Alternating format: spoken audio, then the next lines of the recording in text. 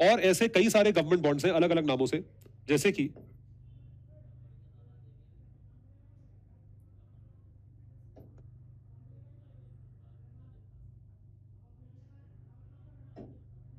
किसान विकास पत्र, इंदिरा विकास पत्र। ये कभी नाम सुने आपने? क्या होते हैं, कुछ आइडिया है क्या होता है?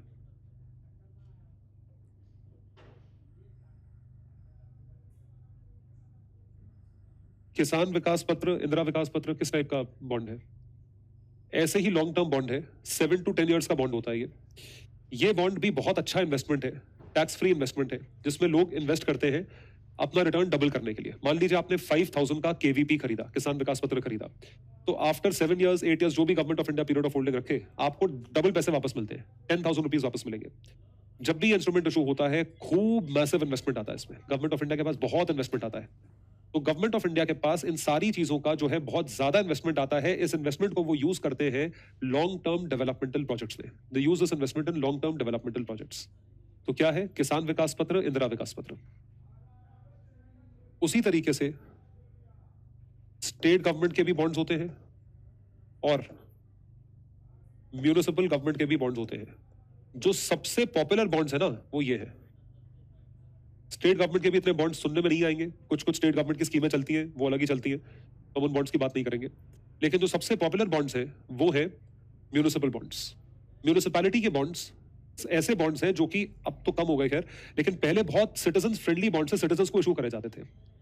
पूरे भारत में म्यूनिसिपैलिटीज, अभी आप लोकल गवर्नमेंट पढ़ेंगे, 73rd 74th constitutional amendment act के तहत जो है ये गवर्नमेंट बनाई गई है। म्यूनिसिपैलिटी के पास अथॉरिटी है कि आप बॉन्ड्स इशू करके पैसा रेज कर सकते हो, और पैसों को आप यूज करोगे ऑब्वियसली म्यूनिसिपल वर्क में।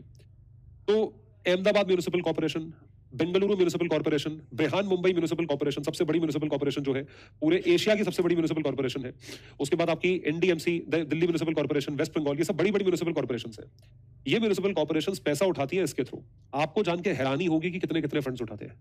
कम से कम 1,000 करोड़ उठाते हैं। मतलब गवर्नमेंट के लेवल पे 1,000 करोड़ एक चीज होती है, म्यूनिसिपैलिटी के लेवल पे 1,000 करोड़ उठाए जाते हैं।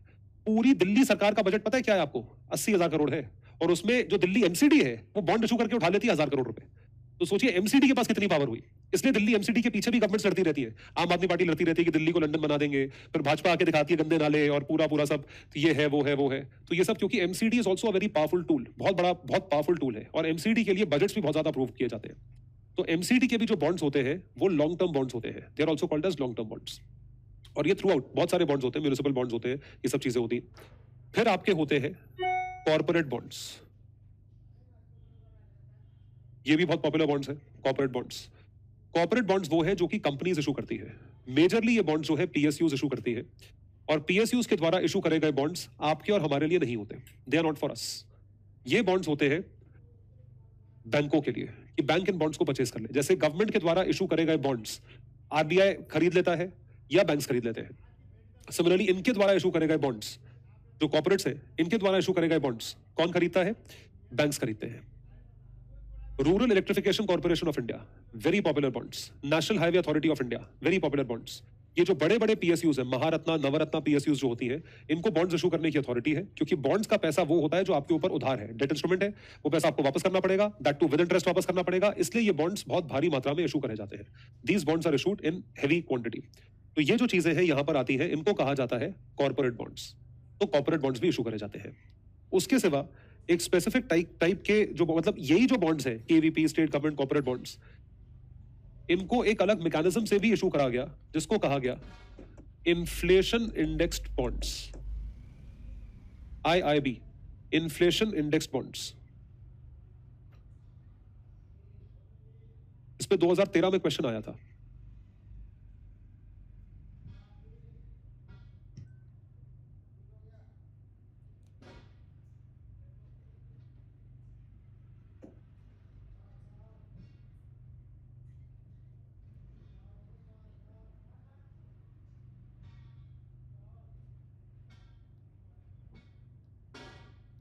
गवर्नमेंट ने कोई बॉन्ड इशू करा, मान लीजिए किसान विकास पत्र इशू करा, उसकी एवज में कैश लिया।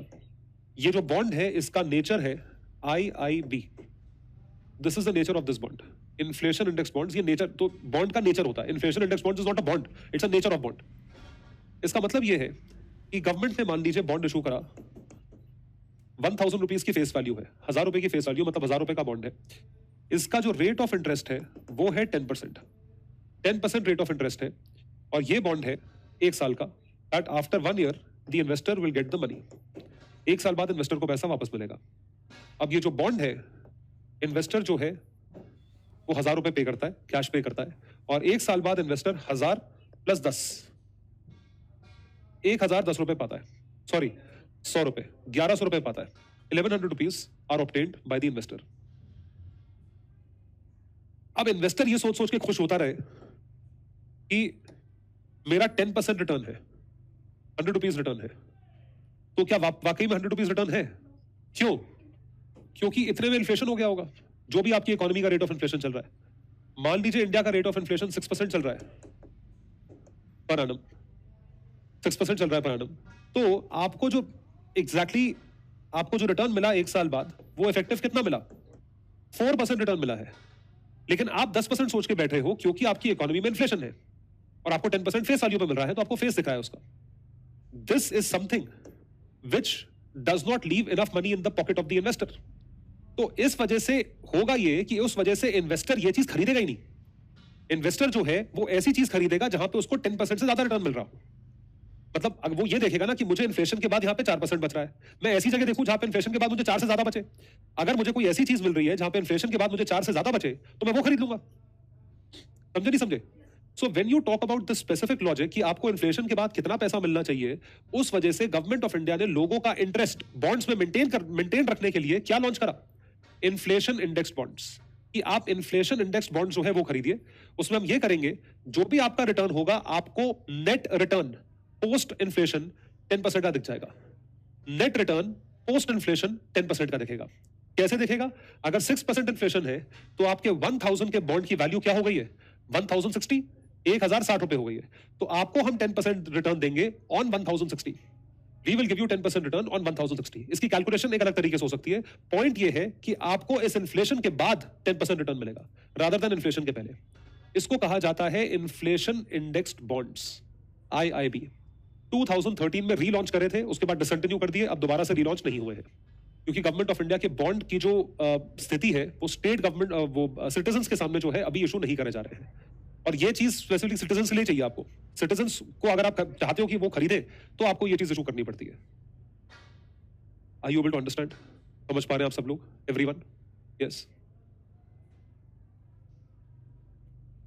उसके बाद एक स्पेसिफिक टाइप के बॉन्ड्स हैं, उनको कहा जाता है ग्रीन बॉन्ड्स। ग्रीन बॉन्ड्स का मतलब होता है कि गवर्नमेंट के पॉइंट ऑफ व्यू से तो नहीं होते, ये कॉर्पोरेट्स के पॉइंट ऑफ व्यू से है। ग्रीन बॉन्ड्स जो इशू करता है, एक बार मैंने आपको याद है एक कॉन्सेप्ट पढ़ाया था ग्रीन जीडीपी का। जीडीपी में ग्रीन जीडीपी वैसा ही है। तो ग्रीन जीडीपी जैसा था, ग्रीन बॉन्ड्स भी वैसा ही है। मतलब इन बॉन्ड्स के जरिए जो पैसा रेस करते हो आप, वो इको फ्रेंडली प्रोजेक्ट्स में लगाते हो। That money is invested in eco friendly projects.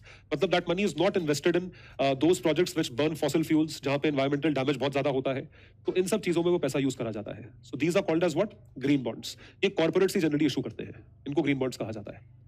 ऐसे तमाम और बॉन्ड्स हो सकते हैं। ये सारे बॉन्ड्स लॉन्ग टर्म है, और जितने बॉन्ड्स आज की डेट में आपको दिखेंगे न्यूज में या कहीं पर भी, वो बहुत बड़ी संभावना है या 99% प्रोबेबिलिटी ये है कि वो आपको कैपिटल मार्केट के लॉन्ग टर्म इंस्ट्रूमेंट्स दिखेंगे। शॉर्ट टर्म इंस्ट्रूमेंट्स आपके हमारे लिए उपलब्ध नहीं होते।